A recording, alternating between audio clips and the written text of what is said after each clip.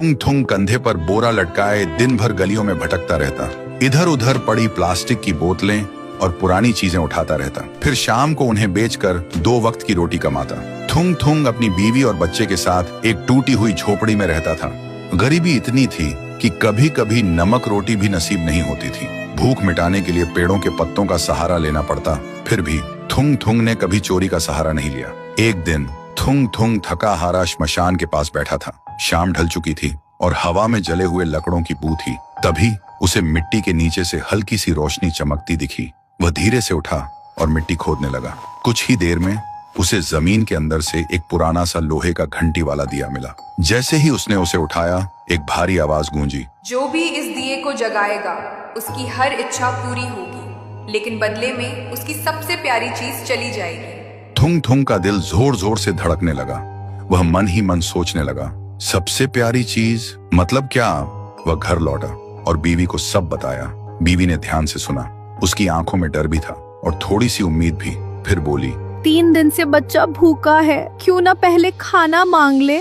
थुंग थुंग ने कांपते हाथों से दिया जलाया और धीरे से बोला, हे दिए, मेरे भूखे बच्चे के लिए अनाज दे दो, बस पेट भर खाना दे दो। अचानक पूरी झोपड़ी अनाज और रोटियों से भर गई। बीवी खुशी से रो पड़ी।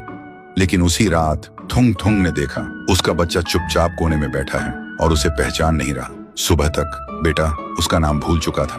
थुंग थुंग टूट गया, लेकिन घर में अनाज था और भूख खत्म हो चुकी थी। उसने खुद को समझाया, बाद में बच्चे का इलाज करवा लूंगा।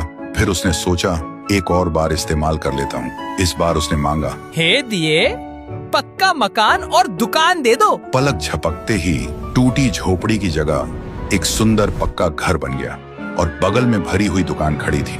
थुंग थुंग खुशी से बीवी के पास दौड़ा, लेकिन उसने देखा उसकी बीवी पत्थर की मूर्ति बन चुकी थी।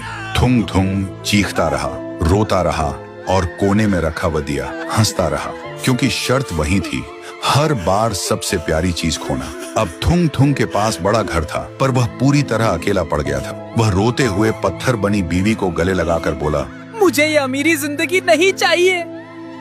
मेरी बीवी और बच्चे को पहले जैसा कर दे, भले ही हम भूखे रहे।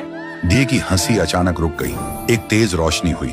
जब रोशनी हटी, न पक्का घर था न अनाज का ढेर। फिर वही पुरानी टूटी हुई झोपड़ी थी, लेकिन सामने उसका बच्चा खेल रहा था और बीवी मुस्कुरा रही थी। थुंग थुंग ने सुकून की सांस ली और उस मनहूस दिए को वापस श्मशान ले जाकर मिट्टी में हमेशा हमेशा के लिए दफना दिया।